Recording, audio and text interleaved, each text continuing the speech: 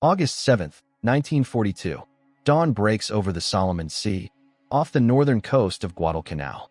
The sky is a pale gray smear, the kind that comes just before the sun burns through tropical cloud. Beneath it, the ocean heaves in long, oily swells, rocking the silhouettes of transports and warships that seem to stretch to the edge of the horizon. On the deck of a landing craft, Corporal John Jack McAllister grips the cold metal rim of his helmet as diesel fumes sting his eyes. The engine roars so loud he feels it in his chest, but beneath that mechanical thunder is another sound, the low, constant rumble of naval guns firing somewhere offshore. This is not supposed to be happening. Not here. Not now. Only 8 months earlier, the Imperial Japanese Navy had torn through the Pacific with terrifying speed. Pearl Harbor burned. Singapore fell. The Philippines collapsed. Wake Island, Hong Kong, the Dutch East Indies, all gone. To Japanese planners in Tokyo, the Americans were slow, divided, and unprepared for modern war. Their industry was vast, yes, but their will was assumed to be brittle. A sharp blow, delivered early and decisively, would force Washington to negotiate. That belief had hardened into doctrine. In Guadalcanal, a half-forgotten jungle island at the southeastern edge of Japan's expanding perimeter, barely registered in that doctrine at all. McAllister doesn't know any of this as the landing craft bucks forward. What he knows is the weight of his pack, the sweat already soaking his uniform, and the way his stomach tightens every time a naval shell screams overhead. Around him, other Marines sit hunched and silent, rifles clutched close, faces drawn tight, with the same question none of them dare ask aloud. What's waiting for us on that beach? The coxswain shouts over the engine noise. 2 minutes. Ahead, the shoreline resolves out of the mist, a strip of white sand, broken by dark palm trunks and a wall of green jungle so thick it looks solid. There are no explosions on the beach. No machine gun fire stitching the surf. It feels wrong. Every man here has trained for a storm of bullets, for chaos and blood the moment the ramps drop. Instead, there is only the sound of waves slapping the hull and the distant thunder of American guns pounding targets deeper inland. At 0629 hours, the ramp slams down. McAllister splashes into knee-deep water, boots instantly heavy, rifle held high as he stumbles forward. The sand is hot under his feet. He expects death. It doesn't come. The beach is empty, abandoned tents, half-dug positions, crates scattered where Japanese workers fled in panic. Somewhere inland, a bulldozer sits silent, its engine cold. An unfinished airstrip cuts a raw, brown scar through the greenery. For a moment, confusion ripples through the ranks. Then officers begin shouting orders, and the Marines fan out, securing the perimeter with almost disbelieving speed. Within hours, the beachhead is firm. By nightfall, American troops control the airfield, soon to be christened Henderson Field, the very reason they are here. Far to the north, aboard a Japanese staff train rattling through the countryside toward Rabaul, an army officer scans a hastily decoded message. American forces have landed on Guadalcanal. Not a raid, not a token strike, a full-scale invasion. He snorts softly and passes the paper along. Marines, someone says, almost amused. They won't last. In Tokyo, senior commanders receive the same reports. Their reaction is not panic, but irritation. The Americans, they assume, are finally lashing out, a symbolic gesture meant to reassure their public after months of humiliation. Guadalcanal is remote, undersupplied, and well within the reach of Japanese air and naval power. The intruders can be isolated, starved, and destroyed at leisure. What they do not see, what they cannot yet imagine, is that this landing marks a fundamental break in the war. For the first time since December 1941, Japanese expansion has been met not with retreat, but with defiance. For the first time, American troops have seized and intend to hold ground deep inside what Japan considers its defensive perimeter. As night falls over Guadalcanal, McAllister digs his first foxhole in the coral-hard earth. The jungle hums with insects. Somewhere beyond the trees, unseen enemies are moving, watching, preparing. He wipes the sweat from his face and listens to the distant echo of gunfire at sea, unaware that this island, dismissed by enemy commanders as insignificant, will soon become a graveyard for ships, planes, and tens of thousands of men. The war in the Pacific has entered a new phase, whether Japan believes it or not. August 8, 1942. Guadalcanal, Lunga Point. Darkness settles over the island like a heavy curtain, thick and absolute. There is no moon.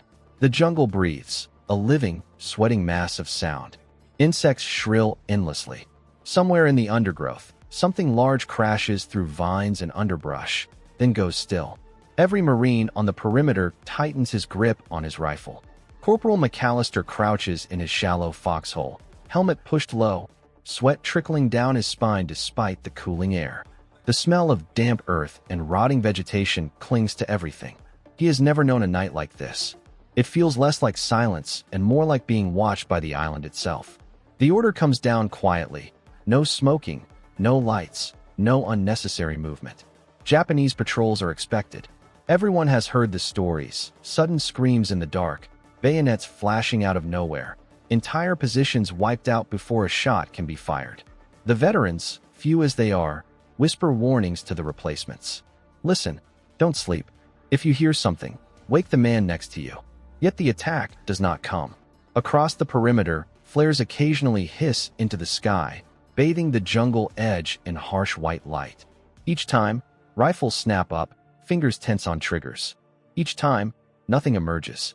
The night passes in fragments of fear and exhaustion, men dozing in seconds-long bursts before jerking awake again. At dawn, the Marines realize something unsettling. The Japanese are not attacking because they were never prepared to defend the island at all. Before the American landing, Guadalcanal had been a construction site, not a fortress. Korean laborers and Japanese naval personnel had been hacking an airfield out of the jungle, protected only by a small garrison. When the naval bombardment began, most of them fled inland, shocked by the sudden violence. No elaborate beach defenses, no pre-registered artillery, no coordinated counterattack. To many Marines, it feels like luck. To Japanese commanders, it is a temporary inconvenience. That illusion shatters offshore. August 9, 1942. Shortly after 0100 hours, the waters north of Guadalcanal erupt into chaos. A powerful Japanese cruiser force, commanded by Vice Admiral Genichi Mikawa, slips through the darkness undetected. Trained for night combat, his ships move silently, their crews drilled to fight by instinct and memory rather than light. When they strike, it is with terrifying precision. Allied cruisers are caught unaware. Shells slam into USS Astoria, Quincy, and Vincennes. Fires roar through steel corridors. Ammunition detonates. Men leap into black water, burning oil coating the surface. In less than an hour, for Allied heavy cruisers lie sinking or sunk. It is one of the worst naval defeats in U.S. history. From the beaches of Guadalcanal, Marines watch distant flashes on the horizon and feel the ground tremble beneath their boots. Rumors spread by dawn. The Navy has been mauled. Transports are pulling away. Supplies are being withdrawn early. Suddenly, the reality becomes clear. They are alone. Food, ammunition, medical supplies. All of it is limited. Construction equipment abandoned by the Japanese becomes a lifeline as Marines race to complete the captured airfield. Engineers and infantry work side by side, filling bomb craters, laying steel matting under the brutal sun. Rifles are stacked nearby as men shovel dirt and sweat through torn uniforms. By August 12th, Henderson Field is operational. The first American aircraft land under enemy observation. Fighters and dive bombers roll to a stop amid cheering ground crews. Men who understand instantly what this means. Air power, control of the sky, a fighting chance. The Japanese understand it too. At Rabaul, officers study reports with growing concern. An American airfield on Guadalcanal threatens supply lines, challenges naval movement, and undermines the defensive perimeter painstakingly established over months of conquest. What was once dismissed as a nuisance is now recognized as a problem, still solvable, they believe, but no longer ignorable. The decision is swift and confident.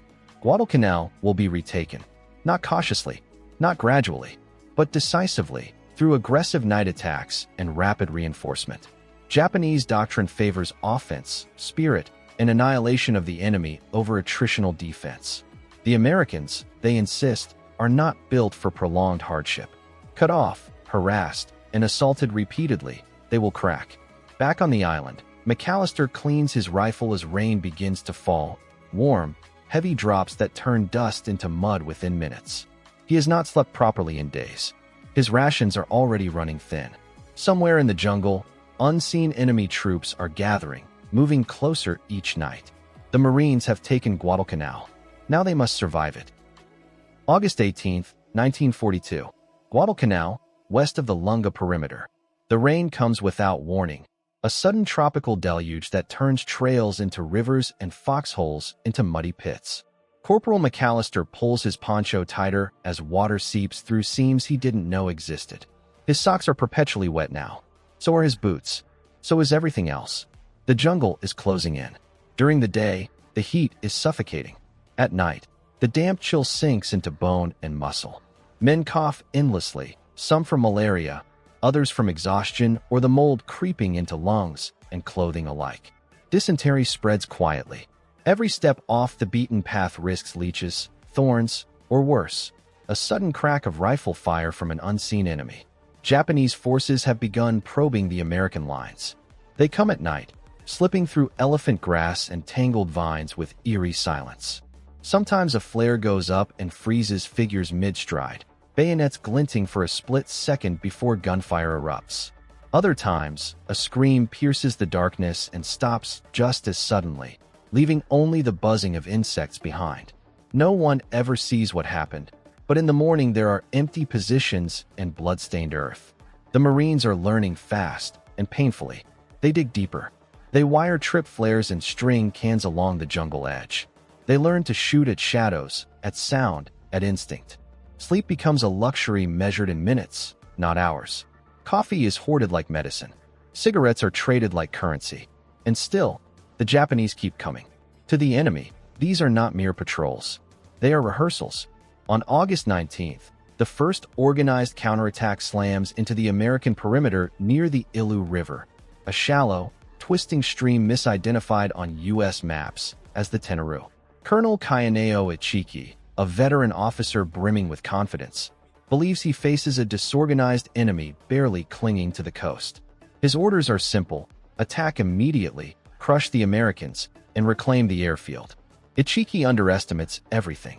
Just before dawn on August 21st, Japanese troops surge forward, charging across sandbars and through waist-high water with bayonets fixed. They shout, firing wildly, convinced that aggression alone will shatter the defenders. Instead, they run headlong into interlocking fields of American machine gun fire. The riverbank becomes a killing ground. Marine gunners, many barely out of training, fire until barrels glow and belts run dry. Artillery crashes down at point-blank range. Bodies pile up in the shallows, carried downstream by the current. By sunrise, Ichiki's detachment is annihilated. Fewer than 100 men survive. When American patrols push forward later that morning, they are stunned by what they find. The dead lie where they fell, uniforms soaked, rifles still clutched in rigid hands. Some officers have burned their colors. Others have committed ritual suicide rather than retreat. The shock runs both ways. For the Marines, it is proof that the Japanese can be beaten, decisively, brutally, if met with prepared firepower. For Japanese commanders, it is a bitter realization that the Americans are not the fragile, demoralized force they had imagined. These men do not break easily. They dig in. They learn. They adapt. Yet even now, Tokyo refuses to see Guadalcanal as a test of national will. Reinforcements are rushed south in fragments. Battalions sent piecemeal, delivered at night by fast destroyer runs that the Americans come to call the Tokyo Express. Supplies are inadequate. Heavy weapons are left behind to save time. The assumption persists: a little more pressure, a little more sacrifice, and the Americans will collapse. On the ground, that pressure becomes relentless. Japanese artillery begins to find the airfield. Shells scream in without warning, tearing apart revetments and sending aircraft crews diving for cover. Daylight brings air raids from Rabaul, bombers droning overhead, fighters strafing tents and supply dumps. Henderson Field earns its nickname among the Marines, the slot's magnet. McAllister is on perimeter duty when the first bombs hit close enough to knock him flat. Dirt fills his mouth. His ears ring. When he scrambles back up, a nearby ammo crate is burning fiercely, rounds cooking off with sharp cracks that echo through the trees. He realizes then that Guadalcanal is no longer just a foothold. It is a siege. Every day survived is paid for in sweat, blood, and exhaustion. Every night promises another test. Somewhere beyond the jungle wall, Japanese troops are regrouping, preparing a larger, more determined assault. And far above the island, unseen commanders on both sides are beginning to understand that this fight will not be decided quickly or cheaply. The jungle has tightened its grip, and neither side can escape it now. September 12, 1942. Guadalcanal, south of Henderson Field. The air is heavy with the promise of rain. The sky a low, oppressive ceiling of clouds that presses down on the jungle. Corporal McAllister kneels behind a hastily reinforced fighting position, fingers slick with sweat as he checks the belt feeding into his machine gun. Around him, men speak in whispers or not at all. Everyone knows this night will be different. For days, the signs have been unmistakable. Japanese artillery has intensified, shells walking methodically across the American lines. Patrols report increased movement in the jungle, whole units shifting into position, their discipline evident even in retreating footsteps. Prisoners taken during brief clashes speak of a major attack, one meant to shatter the American hold on Henderson Field once and for all. This time, the enemy is not improvising. Lieutenant General Harakichi Hyakutake has committed fresh troops to the island, veterans hardened by years of fighting in China. Their objective is simple and uncompromising: overrun the perimeter, seize the airfield, and throw the Americans back into the sea. Honor demands nothing less. Shortly after nightfall, the jungle explodes. Mortar rounds crash into the perimeter, showering foxholes with dirt and shrapnel. Flares burst overhead, turning darkness into a harsh, flickering white that reveals charging figures pouring out of the trees. Bugles sound. Voices shout orders in sharp, urgent bursts. The Japanese attack comes in waves, disciplined and determined, probing for weak points. McAllister fires until the recoil bruises his shoulder, the muzzle flashing so often it feels like staring into lightning. Men scream, some in pain, others in rage or defiance. The smell of cordite mixes with damp earth and blood. Somewhere to his left, a machine gun falls silent, and the gap it leaves is instantly felt as enemy fire surges into the breach. Officers race along the line, shouting, dragging wounded men back into position, jamming fresh belts into overheated guns. The perimeter bends, but does not break. Again and again, Japanese troops press forward, sometimes reaching the wire, sometimes dying inches from it. Near a jungle ridge south of the airfield, the fight becomes desperate. Enemy units manage to infiltrate between American positions, sowing confusion in the darkness. Grenades arc through the air, exploding with concussive force. Hand-to-hand fighting erupts in pockets. Bayonets, rifle butts, fists. Men grapple in mud and shadow, struggling not just to kill, but to survive the night. At one point, McAllister hears boots behind him and spins, weapon raised, only to find a Marine officer dragging a wounded private by the collar. The officer's face is streaked with blood that isn't all his own. He shouts something McAllister can't hear over the din, then disappears back into the smoke. Hours stretch into an eternity. The Japanese attack reaches its climax just before dawn, a final, furious push aimed at the heart of the perimeter. Artillery roars point blank. Every remaining American gun opens fire at once. The ground shakes as if the island itself is trying to tear free from the sea. Then, slowly, almost imperceptibly, the pressure eases. As the sky lightens from black to gray, the attackers begin to withdraw. Some melt back into the jungle. Others lie motionless where they fell. When the firing finally stops, the silence feels unreal, ringing in ears accustomed to constant noise. Morning reveals the cost. The ground in front of the perimeter is strewn with bodies. Weapons lie abandoned. Shallow craters pockmark the earth. Medics move from man to man, stepping carefully, calling out softly, searching for signs of life. The Marines are battered, exhausted, but still holding Henderson Field. For Japanese commanders, the result is deeply troubling. The attack had been carefully planned, aggressively executed, and backed by seasoned troops, yet it failed. The Americans absorbed the blow, adapted under fire, and countered with devastating effect. What was supposed to be a decisive stroke has instead become another costly lesson. Guadalcanal is not yielding. McAllister slumps against his foxhole wall as the sun rises, too tired even to feel relief. His hands tremble as he lights a cigarette, shielding the flame from the breeze. Around him, men sit quietly, staring at nothing, the weight of survival settling in slowly. They have lived through another night. And in doing so, they have proven something no Japanese planner can ignore anymore. This enemy does not run when pressed. He digs in deeper. He fights harder. He stays. The campaign is no longer about reclaiming a forgotten island. It is about whether Japan can still impose its will, or whether that will is beginning, quietly, to break. September 20th, 1942. Guadalcanal, Lunga Perimeter. The fighting has changed its rhythm, but not its brutality. Where nights once erupted in sudden violence, now the days themselves grind men down with a slow, relentless cruelty. Corporal McAllister wakes to the same reality each morning. Hunger gnawing at his stomach, sweat already soaking his uniform, and the dull ache of fatigue that never quite fades. Rations are scarce. The early withdrawal of transports after the naval disaster in August still haunts the Marines. What supplies make it ashore arrive in fits and starts, often under fire. Canned beef is stretched thin. Rice captured from Japanese stores becomes a staple. Men learn to eat quickly, always listening for the whine of incoming shells or aircraft. Disease spreads faster than bullets.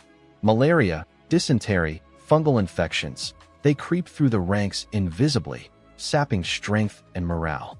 Entire units are reduced to half strength not by enemy fire, but by fever and exhaustion. Medical tents overflow. Quinine is rationed carefully. Men shake uncontrollably one moment, then stumble back to the line the next, rifles slung over shoulders that barely support them. And still, the Japanese press on. Each night, destroyers race down the slot, unloading troops and supplies under cover of darkness. By day, American aircraft from Henderson Field strike back, dive bombers screaming down on ships and jungle positions, fighters clawing for air superiority against determined Japanese pilots. The airfield becomes the heartbeat of the campaign. Whoever controls it controls daylight. The Japanese understand this better than anyone. Artillery bombardments focus relentlessly on Henderson Field. Bomb craters scar the runway. Aircraft are destroyed on the ground. Pilots sleep beside their planes, scrambling into cockpits as soon as alarms sound. Every takeoff is a gamble, every landing an act of defiance. McAllister watches one afternoon as a damaged fighter limps in, trailing smoke. It slams onto the runway, skids wildly, and comes to rest just short of a fuel dump. The pilot climbs out, face blackened, grinning like a man who has cheated death by inches. The ground crews cheer, then immediately scatter as the next wave of enemy bombers appears overhead. The battle is no longer defined by single engagements, but by endurance. Japanese troops in the jungle suffer just as badly, often worse. Supplies are inadequate. Food shortages grow severe. Men are ordered forward with little more than rifles and determination, expected to live off the land or capture American stores. Starvation becomes a constant companion. Patrols stumble across enemy soldiers so weak they can barely stand, their uniforms hanging loose on skeletal frames. Yet surrender remains unthinkable. Japanese doctrine emphasizes attack and sacrifice over retreat.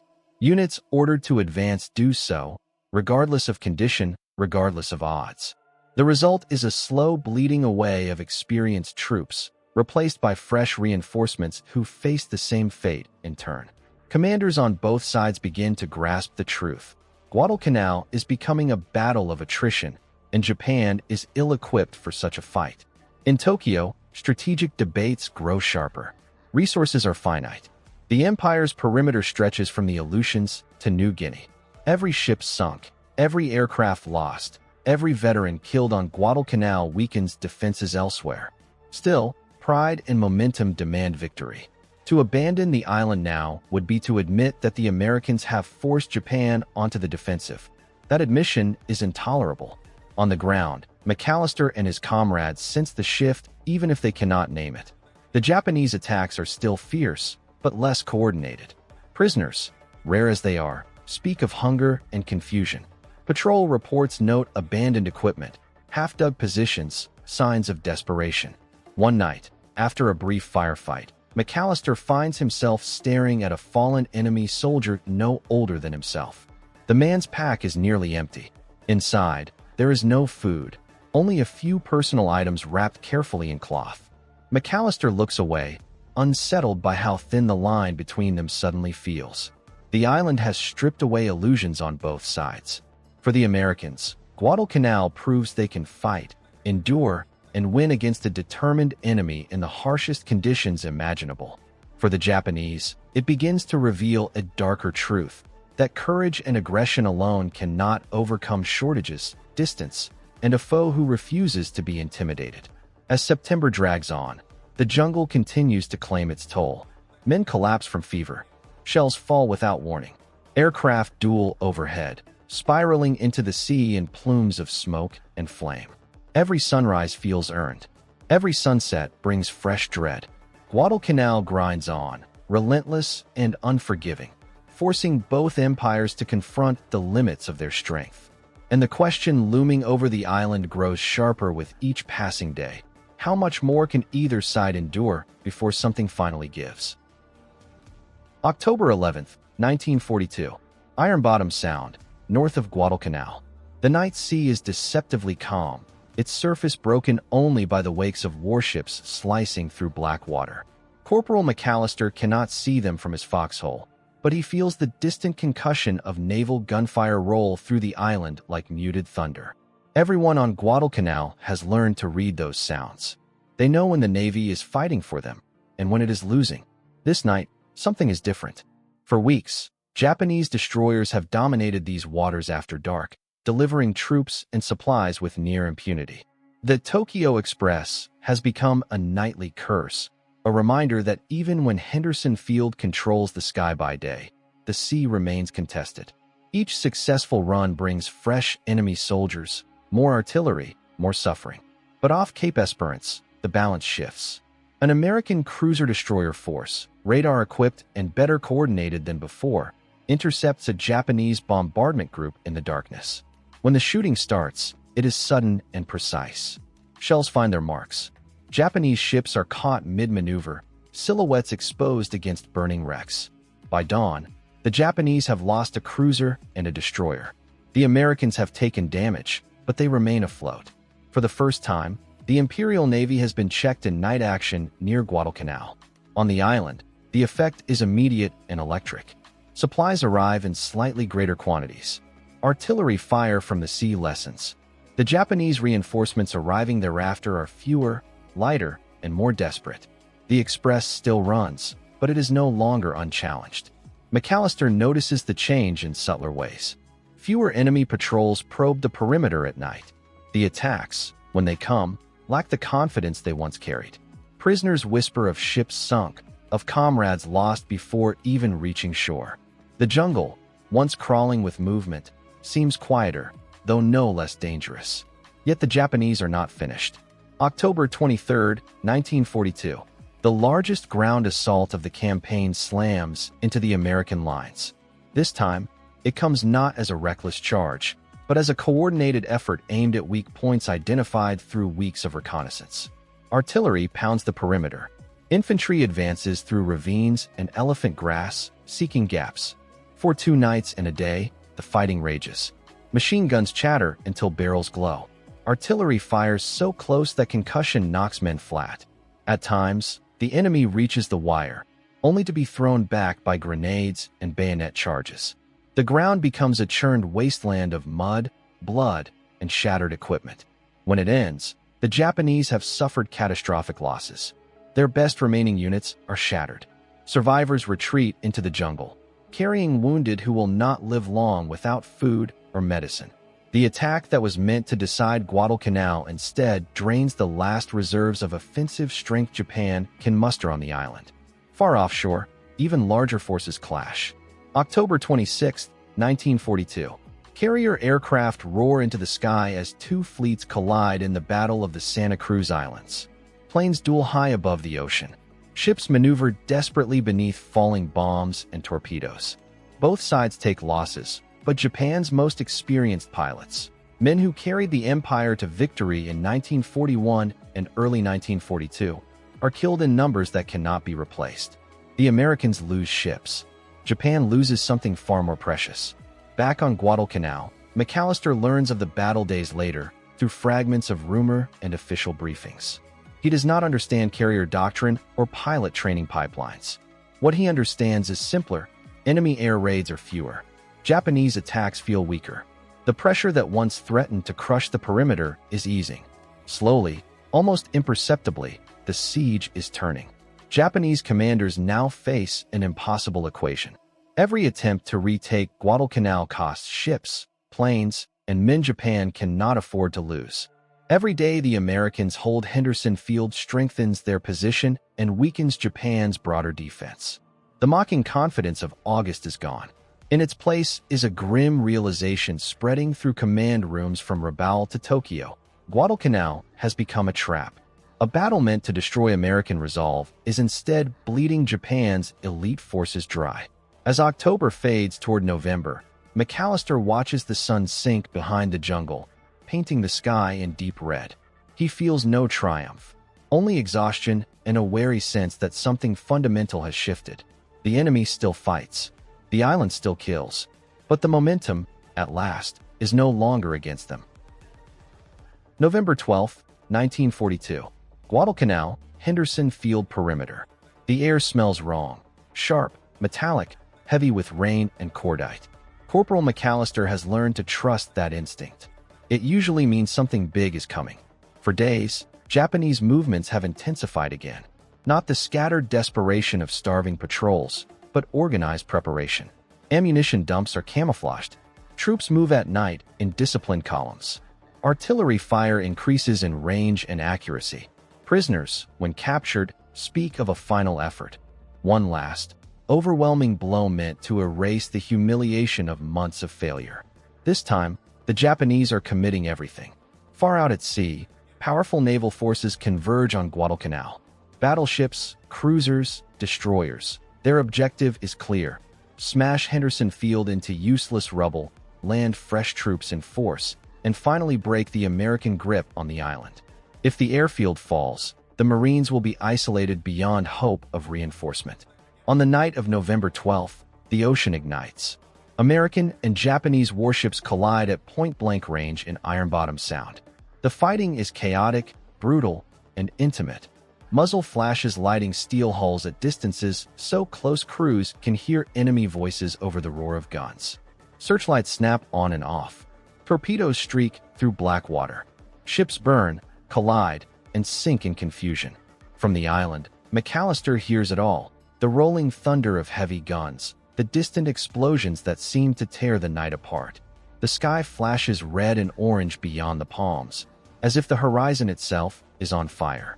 By dawn, the sound lives up to its grim nickname once more. American ships are lost. So are Japanese ones. The water is choked with wreckage, oil, and bodies. Yet, crucially, the Japanese battleships tasked with flattening Henderson Field have failed to complete their mission. The airfield still stands. November 14, 1942. The fighting resumes with renewed fury. Japanese aircraft strike Henderson Field relentlessly, bombs tearing new craters into the runway. Planes burn. Ground crews scramble under fire to repair damage between raids. Every landing is made through smoke and debris. Every takeoff feels like a miracle. Then, that night, the sea explodes again. A second, even more decisive naval battle erupts as Japanese forces attempt one final push. This time, American ships intercept with deadly effectiveness. Battleships duel at close range. Shells punch through armor. One Japanese battleship is crippled and later sunk.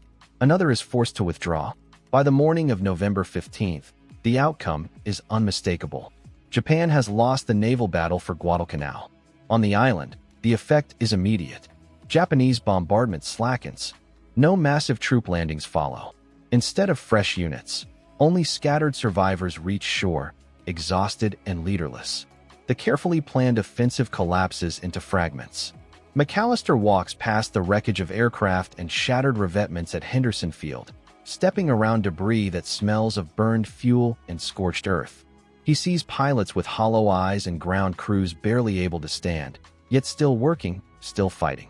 He understands, in a way that no map or briefing could explain, that this is the turning point. The Japanese have tried everything. They have thrown elite infantry into the jungle. They have risked their most powerful warships in narrow waters. They have sacrificed irreplaceable pilots in desperate attacks. And still, the Americans remain. For Japanese commanders, the realization is devastating. Guadalcanal can no longer be retaken at acceptable cost. Each new attempt weakens the empire further, exposing other fronts to danger. The war that was supposed to be short and decisive has become a grinding struggle Japan is not prepared to sustain. On the front lines, McAllister feels the change not as victory, but as a strange, quiet relief. The nights grow slightly less frantic. The attacks come less often. The jungle, though still hostile, seems to exhale. November's storm of steel has broken the back of Japan's Guadalcanal effort. What remains now is not conquest, but survival, and a reckoning that neither side can escape. December 1st, 1942. Guadalcanal, along the Matanica River. The rain falls steadily, turning the riverbanks into slick mud that sucks at boots with every step. Corporal McAllister moves cautiously through dripping foliage, rifle at the ready, eyes scanning shadows that never seem to hold still. The enemy is still here, but something has changed. The Japanese are no longer attacking. Instead, they are pulling back. At first, the shift is subtle. Patrols encounter fewer resistance points. Abandoned positions appear in places that once bristled with fire. Equipment lies scattered, rusting machine guns, empty ammo crates, artillery pieces spiked and left behind. The jungle is littered with the signs of a retreat carried out under extreme pressure. For Japanese troops, the situation has become untenable. Food shortages have reached catastrophic levels. Malaria and dysentery ravage units already weakened by months of combat. Supplies delivered by destroyers are hopelessly insufficient. Men die not in battle, but quietly in the undergrowth, too weak to continue marching. Officers struggle to maintain discipline as entire formations simply dissolve into small groups fighting to stay alive. In Tokyo, the decision is finally made. Guadalcanal will be evacuated. It is a bitter order framed not as a retreat, but as a strategic redeployment, a necessary step to preserve forces for future operations. The reality, however, is unmistakable. Japan has been forced to abandon its first major conquest attempt against American ground forces. The evacuation is executed with skill and secrecy. Under the cover of darkness, destroyers race in and out of Iron Bottom Sound, not to deliver reinforcements, but to extract survivors. The same waters that once carried Japan's offensive now serve as a lifeline for escape. Each night, thousands of men are pulled from the island, slipping away while American forces, cautious and exhausted, probe forward carefully. McAllister and his unit advance through areas once considered suicidal to enter. They find shallow graves, makeshift shelters, medical supplies left untouched for lack of strength to carry them. The smell of death hangs over everything, heavy and unmistakable. When contact occurs, it is brief and confused, rearguard actions meant to delay, not destroy. The Japanese fight with grim determination, buying time for their comrades to reach the shore. There is no illusion of victory left, only duty and survival. By January 1943, the island feels different.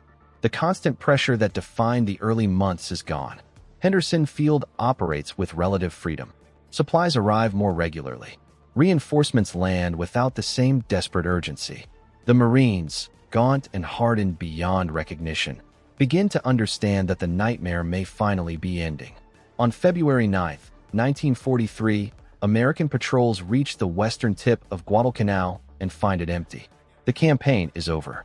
McAllister stands on a ridge overlooking the sea, rain misting his face as gray clouds hang low over the water.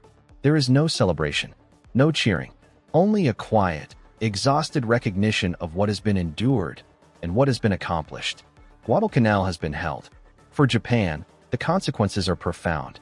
The myth of unstoppable expansion is shattered. The assumption that American resolve would crumble under hardship has been proven disastrously wrong. From this point forward, Japan will fight a defensive war, reacting rather than dictating, struggling to contain an enemy whose strength grows with each passing month. For the men who survived, the island leaves scars that will never fully fade. McAllister turns away from the sea and heads back toward camp, boots squelching in mud, rifle slung over a shoulder worn thin by months of constant weight. He knows the war is far from over. There will be other islands, other jungles, other nights filled with fear. But Guadalcanal has answered the question Japan once mocked. America did not break. February 1943. Guadalcanal, Henderson Field. The rain has finally eased, leaving the island washed clean and strangely quiet.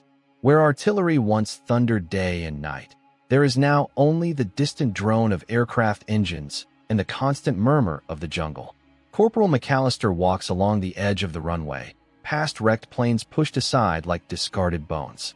New aircraft arrive almost daily now, landing smoothly on a field that was once fought over inch by inch. It feels unreal. Just months earlier, every sunrise had carried the question of survival. Now, supply ships anchor offshore in daylight. Engineers work openly. Units rotate out. The island that nearly broke them has become a functioning base, a forward platform for a war that is moving north, step by bloody step. The Marines who remain are not the same men who landed in August. They are leaner, quieter, their movements economical and alert even in moments of rest. They have learned to read the jungle the way sailors read the sea. They know the sound of incoming artillery by instinct, the smell of sickness before symptoms show, the way fear can sharpen or destroy a man depending on how he handles it. McAllister thinks back to the early days, the empty beaches, the confidence that felt almost naive in retrospect. He remembers the nights when he believed the perimeter would collapse, when the darkness itself seemed hostile. He remembers friends who did not make it to February, men buried in shallow graves beneath palm trees that look no different from any others. Around him, younger replacements move with cautious curiosity, absorbing the island's stories through silence and observation. They ask questions in low voices. Was it really that bad? Did they really come at night like that? The veterans answer sparingly. In command centers far from Guadalcanal, planners pore over maps with renewed confidence.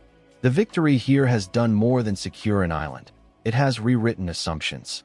American commanders now know that their forces can endure prolonged combat in hostile environments against a determined enemy. They know their logistical power, once fully mobilized, can overwhelm even the most aggressive defense. Japanese leaders know something too.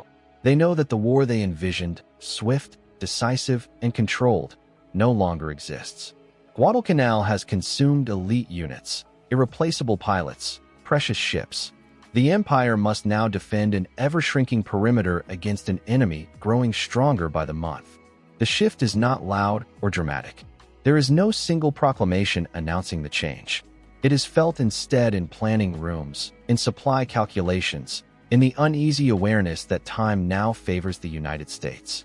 For McAllister, the meaning of Guadalcanal is simpler and heavier. It is the place where fear became routine and courage became habit, where hunger and fever tested men as much as bullets did, where the enemy learned that intimidation would not be enough, and where Americans learned what the war would demand of them, over and over again. One evening, as the sun sinks low and paints the clouds in deep orange, McAllister sits on an ammo crate near the runway and watches planes take off toward the northwest. Their engines fade into the distance, carrying the fight toward places he has only heard named in briefings.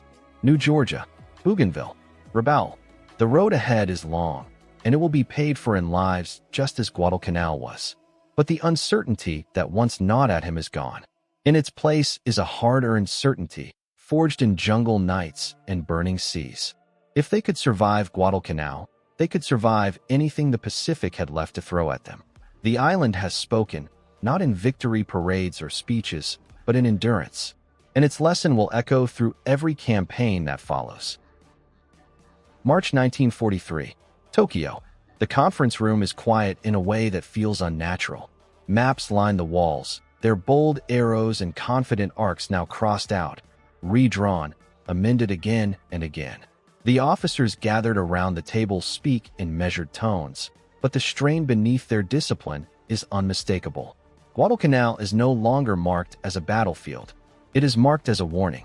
For months, Japanese commanders had believed the Americans lacked the patience for a long, grinding war. Their society, they assumed, was too comfortable, too divided, too unused to sacrifice. Strike hard, strike early, and the enemies would fracture.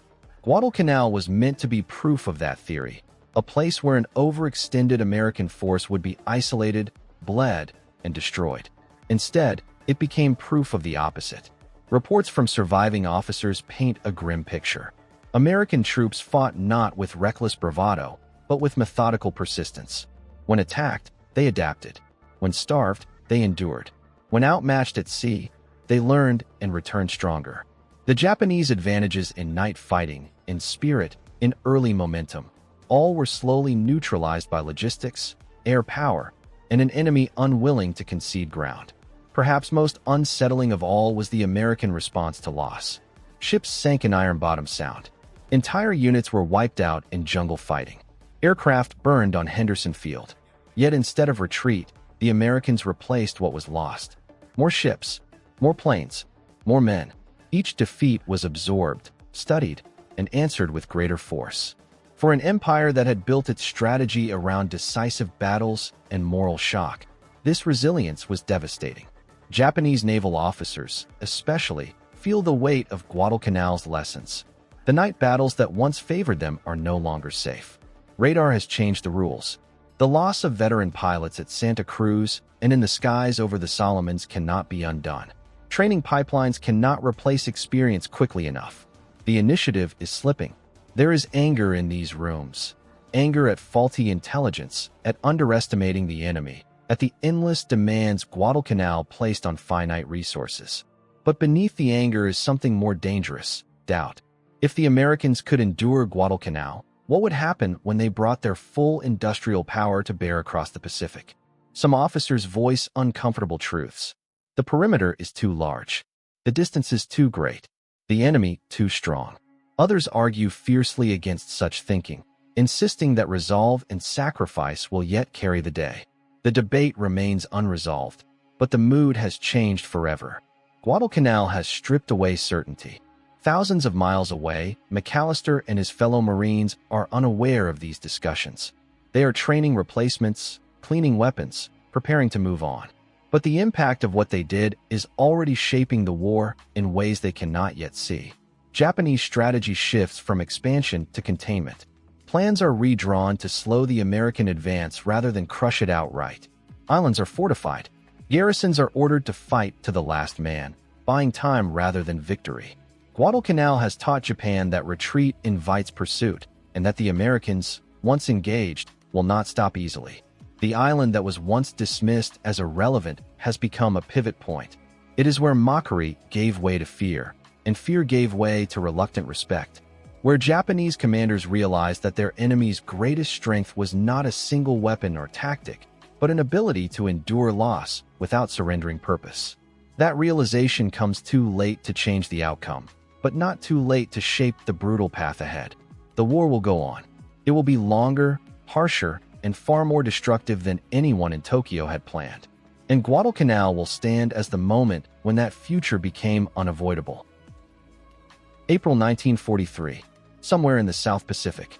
The transport rolls slowly through calm water, its engines vibrating through steel decks worn smooth by boots and salt. Corporal McAllister leans against a bulkhead, helmet resting on his knee, watching Guadalcanal shrink into a dark line on the horizon. Palm trees blur into shadow.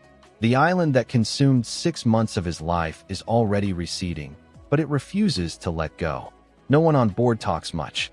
The men are thinner now, faces sharper, eyes older. Their uniforms are sun-faded and patched, stained permanently by mud and sweat. They carry fewer illusions than when they arrived. What they carry instead is experience, the kind that cannot be taught in training camps or manuals. Guadalcanal goes with them. It travels in the way they instinctively scan tree leans, in how they dig foxholes deeper than regulations require, in how they flinch not at loud noises, but at sudden silence. These men will form the backbone of future landings, future defenses, future assaults across the Pacific. American commanders understand this. Units rotated off Guadalcanal are not merely withdrawn. They are redistributed, their veterans mixed with replacements, their lessons quietly passed down through example rather than lecture. The knowledge is practical, hard-earned, and often unspoken. How to live in the jungle, how to fight at night, how to endure hunger without panic. The war moves on with them. New offensives unfold across the Solomon chain. Each island is different, yet none is entirely new. The terrain changes, the names change, but the rhythm of combat carries the unmistakable echo of Guadalcanal. Airfields are seized and defended. Naval battles rage offshore. The pattern repeats, but now the Americans know the cost and accept it. McAllister senses the difference even before the first shots of the next campaign are fired. There is less bravado, less talk of quick victory. Orders are sharper, preparations more deliberate. When men speak of the enemy, there is no mockery, only respect edged with determination. Guadalcanal burned away the need for underestimation. For Japan, the consequences unfold just as relentlessly. Every new American landing is planned with the memory of Guadalcanal in mind. Japanese garrisons are ordered to hold longer, dig deeper, and expect no rescue. The strategy shifts from decisive defeat to costly delay. Each island becomes a fortress, each garrison a sacrificial shield meant to slow an enemy that now seems unstoppable. Yet the resources are not there. Ships lost cannot be replaced fast enough. Pilots trained too quickly lack the instincts of those who died over Guadalcanal skies. The empire fights on, fiercely and skillfully, but increasingly from a position of constraint rather than confidence. McAllister reads about it in briefings, hears it in conversations among officers. He does not frame it in strategic terms. He frames it in memory, in the faces of men who didn't leave the island, in nights when survival felt like a coin toss, in the understanding that wars are not won by single moments, but by the accumulation of endured suffering.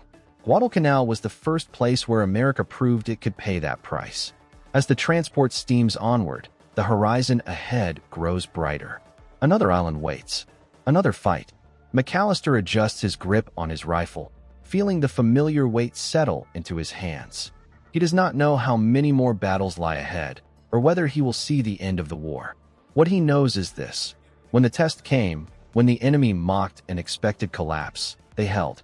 And because they held once, the war will never be the same again. May 1943. The Pacific War redefined. The island of Guadalcanal no longer dominates headlines or briefings.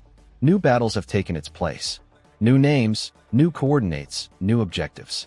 Yet among those who plan the war, and those who fight it, Guadalcanal is never truly left behind. It lingers as a reference point. Before it, Japanese commanders believed the Americans would not endure sustained combat so far from home. They believed shock, speed, and aggression would break an industrial democracy and used to sacrifice. They believed resolve could be measured in months. Guadalcanal destroyed that belief. It did not do so in a single decisive blow, nor in a dramatic moment of collapse. It did so slowly, night after night, attack after attack, through hunger, disease, naval defeat, and grinding exhaustion. It did so by refusing to end. For 6 months, the Americans stayed. They stayed when their navy suffered disaster offshore. They stayed when supplies ran thin and the jungle killed as efficiently as any enemy weapon. They stayed when elite Japanese units charged their lines with fanatical determination. They stayed when logic suggested withdrawal and survival seemed uncertain. And by staying, they changed the war. From Guadalcanal onward, Japanese strategy is defined by defense and delay rather than conquest. Every island campaign that follows is shaped by the knowledge that the Americans will come, will land, and will not leave easily. The initiative, once firmly in Japanese hands, has passed across the Pacific, never to return. For the Allies, Guadalcanal becomes proof. Proof that their soldiers can endure the worst conditions imaginable. Proof that naval defeat can be absorbed and reversed. Proof that air power, logistics, and industrial depth can overcome experience and early momentum. Proof that this war, however long and costly, is winnable. For the men who fought there, the meaning is more personal. Guadalcanal is the place where fear became familiar and courage became routine, where boys learned what survival truly costs, where confidence was replaced by competence and competence by grim determination. It is where American forces stopped reacting and started advancing. Corporal McAllister, now just one among thousands of veterans scattered across the Pacific, carries none of this as abstract history. He carries it in muscle memory, in instinct, in the quiet certainty that comes from having stood on the edge and not fallen. He does not remember Guadalcanal as a victory parade or a turning arrow on a map. He remembers mud-filled foxholes. He remembers the sound of ships burning in the night. He remembers the jungle breathing around him as enemy voices whispered just beyond the wire. He remembers the realization, slow, undeniable, that they were not going to be driven off. Japanese commanders mocked America's resolve. Guadalcanal answered them, not with words, not with threats, but with endurance.